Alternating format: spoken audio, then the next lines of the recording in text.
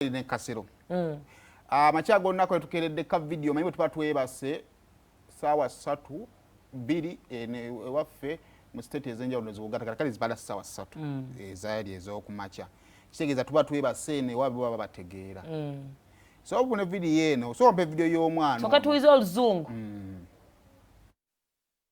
When I Uganda, I'm finally choosing to break silence about a very, very serious issue that needs action with immediate effect.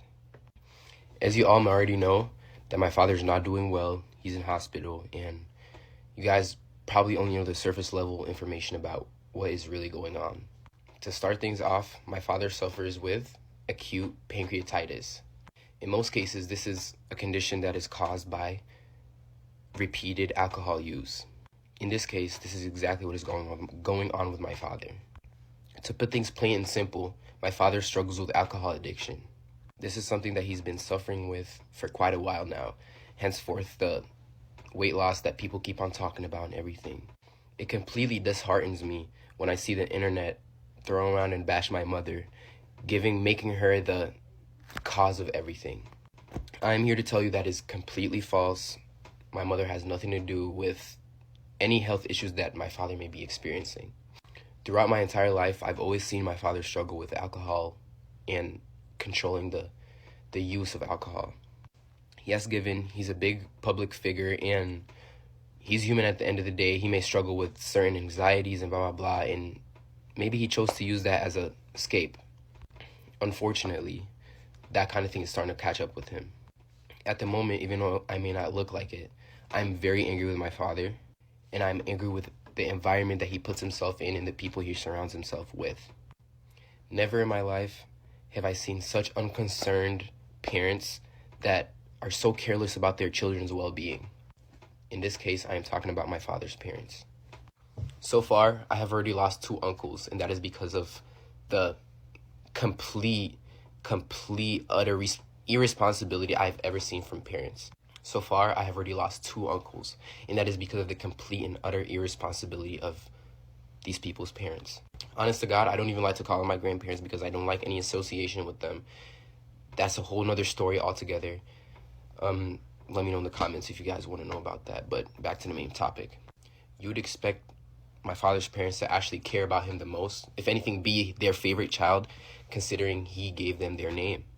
No one in the country of Uganda would know who the Mayanjas were if it weren't for my father.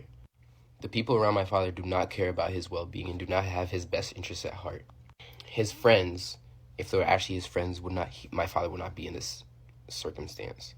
They don't actually care about him. They just care about the monetary value he brings to them. The point of this video is I want to bring the truth out to the people that care about my father, all his fans, all his supporters, all his people. I want you all to know that if my father continues this pattern, according to the doctors, he has 2 years left. And this really disheartens me because this is my father I've known in my entire life. I know him better than anybody on earth, even the people that listen to his own music. We need to work together to get my father the help he needs. As for my personal issue, I am very, very infuriated and angry with my father because I feel like he is making selfish decisions. I have 4 siblings, and my father still needs to be alive to take care of my siblings. He has been told time and time and again from his doctors, from his healthcare professionals, that this is a habit that needs to slow down.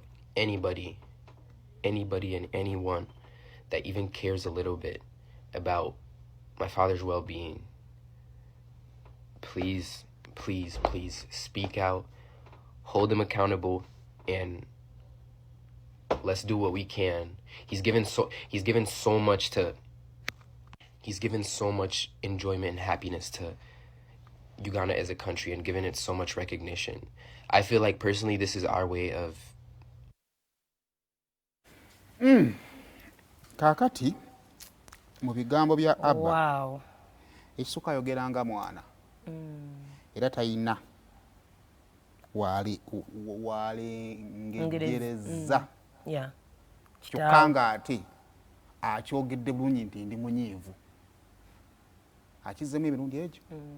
Akyogedde wali ng'atandika ne wana akyogedde. Nti mu mutima muki? Munyiivu. naye ekisinga okumuluma nti taata gwalabye mu bulamu bwe ki bonna. Ekyokubiri alina baganda be balina okusigala nga mulamu okukuza. Kitegeeza nti nze ayagala ennyo Chameleon ng'omuyimbi wange bw'avaawo nsobola okufuna omuyimbi omuki omulala. Muganda wa Chameleon bw'avaawo asobola okusigaza baganda be kubanga era ne yafa ne guno ne balina baganda baabwe bakola ki n'abazadde basobola okusigaza ku baana ne Abba alina omukisa gwa taata ogwo Tasafunayo taata mulala. Ekyokubiri buli Chameleon bw'agenda mu mbeera eno tuza Daniela nti ensibuko y'obuzibu bwani bwa Chameleon. Ekiwa Chameleon ebbeetu okusigala mu byakola nga takwatiddwako lwa nsonga nti nno waliwo asongebwamu. Tebamu accountingira ku nsobi ze z'akola. Kitegeeza nti gye tukoma okusonga mu Daniela kusinziira ku mwana. Chameleon taweebwa mukisa kwekuba mu ttooki. Naye nkola kikino. Mu bigambo byera n'akugamba nti singa taata asigala ng'atambulira mu mbeera eyo. Abasawo baatugamba asigaza emyaka emeka? 2. Omwo mwatadde n'okulaga nti talabanga ku bajjajja ku bazadde batali bavunaanyizibwa nga bajjajjaabe. Era singa kibadde kisoboka teyandyagadde nabbeesembereza. Wow. Ebigambo ebyo osobola obisaaminga apu n'ekigambo kimu okusobola okumala ensonga nti nedda oyo mwana maama we yamutuma. Era n'okimaliza kiba kiwedde. Kiba kiwedde by the way. Yes, we want to know why you don't want to associate with your grannies. My grandparents are evil people. They once told me and my siblings that if my father were to die, we would be left with nothing. That my mom will sell tomatoes in the streets to take care of us. Wow. Wow. So, kakati kino limitu kyagenda mu maaso. Naye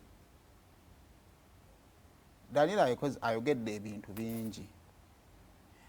Naye being stereotypical is not good. Naye stereotype eva mu the observation. Abantu bye batulabako tebidefining nga ffenna n'ebisa ebisinga bibeera ffenna. I've associated n'abantu okuva mu Northern Uganda. Ne bw'ogenda mu byobufuzi bye Uganda and we've seen obubbi naki nejja kulwawo nnyo okulaba nga omuntu mu mambuka ebamukwatidde nti simanya yabba ettaka yakola ki. Your problem is drinking. Kakati Daniela yakola choice y'omusajja gwe yali ayagala nga takakiddwa kwa ne taata yaliwo nga ne ssente azikola ki. Kati ebimu ku bikyasinza okuluma Daniela nti ekika ky'omusajja kye yakolako decision okubeera taata w'abaana be n'amuzaalira abaana nno bangi. Kuba omukazi wazaalira abaana bana abaasazeewo baana bataano abaasazeewo. Era balina baana 6. Oba ntegedde bulungi. Balina baana 6. Abaasazeewo onatugamye bana kati ye nga teyeetaddeeko abataano. Oba okitegeera abaasazeewo nti omusajja gwe nakola ki. It's not about money nti nkuweereza $2,000 buli mwezi. It's not about bana nakuyambako n'enkugulira emmotoka ennyumba. Ye ayagala Chameleon gwe yasalawo gwe yalabanga muyaaye n'agamba nze ono muyaaye gwe nkola ki. Kakati nze the bottom line is I think tuyambe Chameleon ye realizing yetegeere. Omwana agambye he's being selfish. Yerowoozaako yekka abaana be bamwagala za father. Ntegedde bulungi. So nze ndowooza tuyambe nnyo Chameleon. Kituufu maama wange yanzaala naye mutabani wange neetaaga nnyo okusinga maama bwe neetaaga kubanga maama ndabidde emyaka gye nnina.